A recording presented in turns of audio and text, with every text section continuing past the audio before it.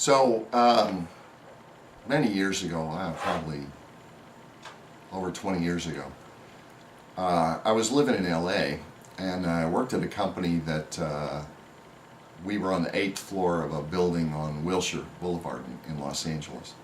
So it was a high-rise skyscraper.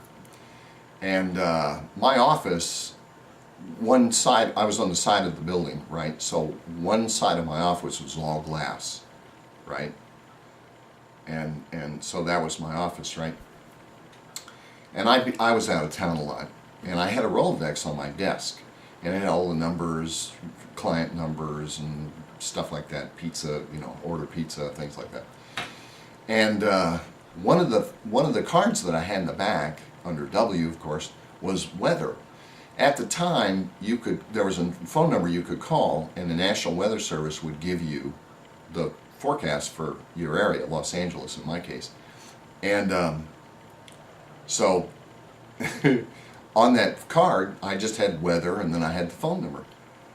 And I was out of town one time, and the guy who ran the company, he had a funny sense of humor. The guy who ran the company was wandering down the hall, and I guess he wandered into my office, and he sat down at my desk, and I guess he started looking through my Rolodex, right? Not a big deal. It wasn't it wasn't a big privacy thing for me. I didn't have anything private in my office, so I didn't care, and he was a friend of mine anyway. But so he's looking through my Rolodex, and he gets to the weather card, right? It's weather and the phone number, and he's like, "Oh, I can't pass this up."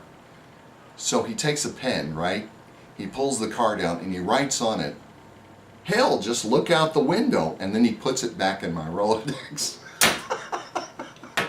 So when I get back in town, at some point, I want to know what the weather is, and I'm flipping through my Rolodex, and I get the weather card. It's got, "Hell, just look out the window."